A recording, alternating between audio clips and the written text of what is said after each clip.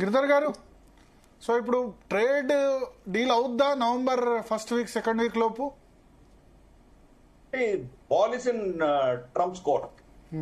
నిర్ణయించాల్సింది ఆయన. అంటే మీరు అన్నట్టు ఇప్పుడు వాళ్ళ న్యూ ఇయర్ క్రిస్మస్ ఇదంతా షాపింగ్ కూడా నవంబర్ డిసెంబర్ కదా? అలా ఉండదు అది. ఎందుకంటే నవంబర్ డిసెంబర్ లో షాపింగ్ అవ్వాలంటే ఆల్రెడీ అగ్రిమెంట్స్ కాంట్రాక్ట్స్ మీకు ఆగస్ట్ సెప్టెంబర్ లో అయిపోయి ఉండాలి. ఎందుకంటే అప్పుడే మీకు వాడు ప్రొడక్షన్ మ్యానుఫ్యాక్చరింగ్ చేస్తారు. మ్యానుఫ్యాక్చరింగ్ చేసి మీరు ట్రంప్ 1000%, 2000% టారిఫ్లు వేస్తూ కూర్చుంటే ఆ ప్రొడక్షన్ అంతా ఎక్కడ పెట్టుకుంటారు వాళ్ళు? అందుకనే అవి అగ్రిమెంట్స్ చాలా ముందరే అయిపోతాయి.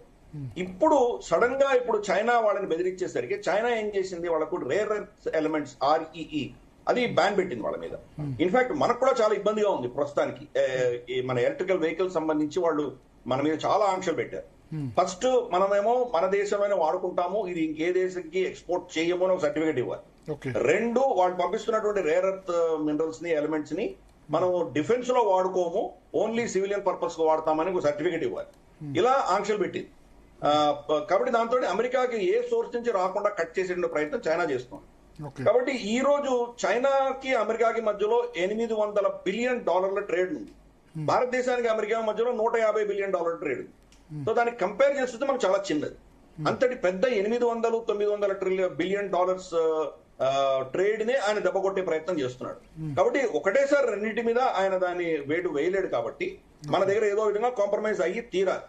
కానీ ఇందాక నేను చెప్పినట్టు ఆఫ్ ర్యాంపింగ్ ఏదో విధంగా ఆయన మర్యాద దక్కే దిశగా ఏదో మన దగ్గర నుంచి కన్సెషన్ కోరుకుంటున్నాడు అని మనం కొంత ఇస్తాం కూడా. అఫ్ కోర్స్ దాన్ని అడ్వాంటేజ్ తీసుకొని ఇక్కడ మన ఆపోజిషన్ పార్టీ అయిపోయాడు, సరెండర్ మోదీ, నరేందర్ సరెండర్, ఇటువంటివన్నీ కూడా వాళ్ళు రన్ చేస్తారు. ఇది ఎక్స్పెక్టెడ్ అది. కానీ రెండు దేశాల మధ్యలో ఎప్పుడు కూడాను ఇచ్చిపుచ్చుకోవడాలని ఉంటాయి.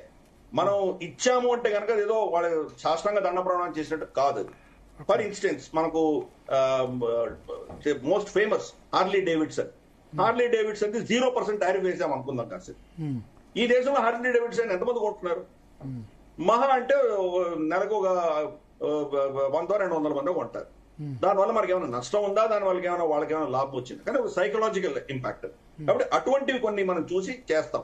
మోరోలెస్ నేను అనుకోవడం ఏంటంటే 99.9% పీయూష్ గోయల్ గారు, స్కాట్ బెసెంట్ ఇద్దరు ఒప్పుకున్నటువంటి కాంట్రాక్టే ఇప్పుడు బయటికి రాబోతోంది.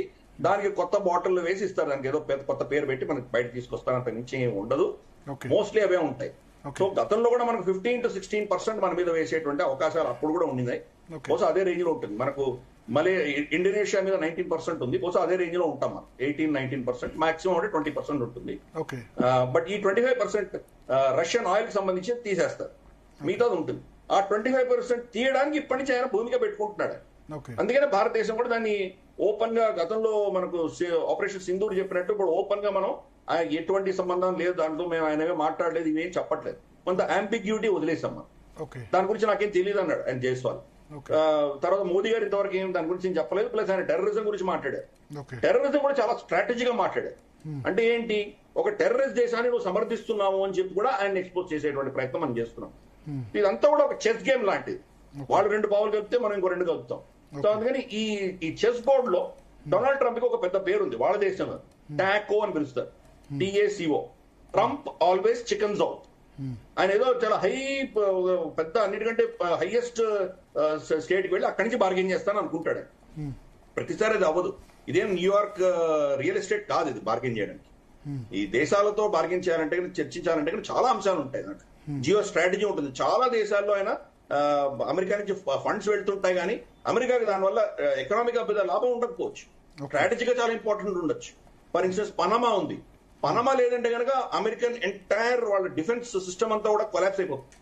ఎందుకంటే వాళ్ళు ఈస్ట్ నుంచి వెస్ట్ కి వెళ్ళాలంటే పనామా నుంచే వెళ్ళాలి. పనామాకు వాళ్ళకి వ్యతిరేకంగా వెళ్ళిపోయిందంటే ఏం చేయలేదు. పనామాలో ఏం దొక్కుతాయి వీళ్ళకు?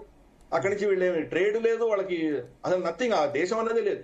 కానీ వీళ్ళు బిలియన్స్ ఆఫ్ డాలర్స్ పనామాకి పంప్ చేయాలి అమెరికా. కాబట్టి అటువంటివి చాలా ఉంటాయి. అది ఈయనకు అర్థం కాదు. ఈయన ఒక బిజినెస్ మ్యాన్ కాబట్టి ఈయన ఆలోచన అంతా కూడాను ఏదో డీల్ చేస్తాను, ప్రతిదీ డీల్ అంటాడు. అన్ని డీల్ తో అయ్యేటువంటి విషయాలు కావాలి. ఆయనకి అర్థం చేసుకునేసరికి చాలా లేట్ అవుతుంది. అన్ఫార్చునేట్. ఇప్పుడు ఆయన అంత గుర్రం మీదకి కూర్చున్నాడు కాబట్టి కొంత మనం ఏదో వాళ్ళకి ఆయనకి ఏదో మర్యాద ఇచ్చినట్టు చూపిస్తాం. మనం కొన్ని అగ్రిమెంట్స్ వస్తాయి. నేను అనుకోవడం ఏంటంటే బహుశా నవంబర్ అంటే ఇప్పుడు వస్తుందని నేను అనుకోను. బహుశా నెక్స్ట్ నవంబర్ కానీ డిసెంబర్ లో కానీ అగ్రిమెంట్స్ వస్తాయి. ఓకే. కొంత ఇదే నేను చెప్పినట్టు 15 to 20% రేంజ్ లో మనకు ఉండొచ్చు. ఆ 25% టారిఫ్ తీసేయొచ్చు. ఓకే. కానీ ఎప్పుడూ ఒక విషయం గుర్తుపెట్టుకోవాలి, ఒక టారిఫ్ రేట్ ఆయన యూకేకి 10%, యూరోపియన్ యూనియన్ కి 15% ఇలా చెప్పాడంటే అన్ని ప్రొడక్ట్స్ మీద ఇదే ఉండదు. ఓకే. ఆయనకి ఏదో హెడ్ లైన్ కావాలంటే చెప్తున్నాడు ఆయన. డిఫరెంట్ ప్రొడక్ట్స్ డిఫరెంట్ రేట్స్ ఉంటాయి. చాలా ప్రొడక్ట్స్ 0% ట్యాక్స్ లో తీసుకుంటున్నాడు ఆయన. ఫర్ ఇన్స్టెన్స్ మనం జనరిక్ డ్రగ్స్ ఇస్తున్నాం, దాని మీద ట్యాక్స్ ఇస్తే నష్టపోయేది వాళ్ళ ప్రజలే, మనకేం నష్టం లేదు దానివల్ల.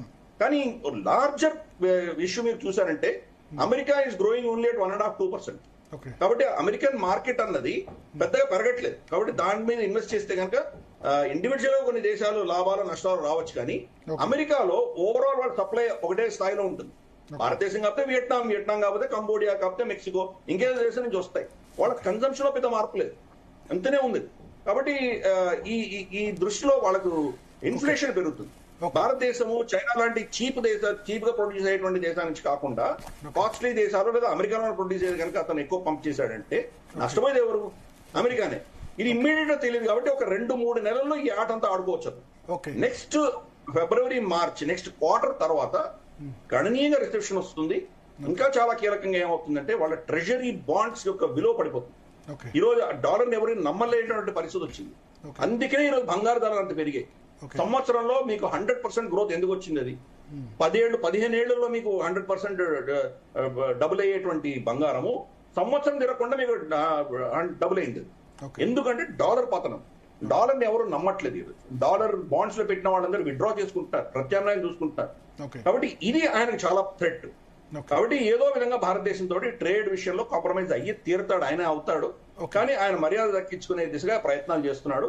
మనం కూడా ఏదో కొంత ఇచ్చిపుచ్చుకోవడం ఉంటుంది కాబట్టి డీల్ వస్తుంది అని నేను అనుకుంటున్నాను. ఓకే, థ్యాంక్ యూ గిరిధర్ గారు, అలేఖ్య గారు. సో స్పందన, చూద్దాం ట్రేడ్ డీల్ అయ్యి November 1st week 2nd week వరకు మన మీద 50% టారిఫ్స్ తగ్గిస్తాడు ట్రంప్ అని ఆశిద్దాం. ఇచ్చిపుచ్చుకోవడాలు ఉండడంలో భాగంగా రష్యన్ ఆయిల్ కొనుగోలు చేయరు అని అక్కడ వాళ్ళని ప్రిపేర్ చేస్తున్నాడు. ఇక్కడ చైనాతో పెట్టుకుని ఇటు ఇండియాతో పెట్టుకుని అందరితో కూడా పెట్టుకోలేడు కదా. సో ఏదో ప్రయత్నం చేశాడు, ఏదో బెదిరిద్దామని చూశాడు, పాకిస్తాన్ దగ్గర తీసుకున్నాడు, మనమేమో చైనా రష్యాతో వెళ్ళిపోయినాం, ఇవన్నీ ఇష్యూస్ ఉన్నాయి. సో ఆయనకు కూడా ఫేస్ సేవింగ్ ఏదో ఒకటి ఉండాలి, ఫేస్ సేవింగ్ ఉండాలి కదా. నేను 50% టారిఫ్స్ చేసి ఒత్తిడి చేసి భారత్ ను దిగివచ్చేలా చేశాను, ట్రేడ్ డీల్ కుదుర్చుకున్నానని చెప్పడానికి ఉండాలి కదా.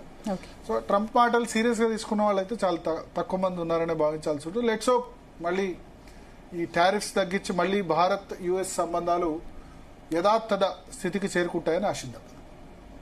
రైట్, ఇక నెక్స్ట్ టాపిక్ లోకి వెళ్లే ముందు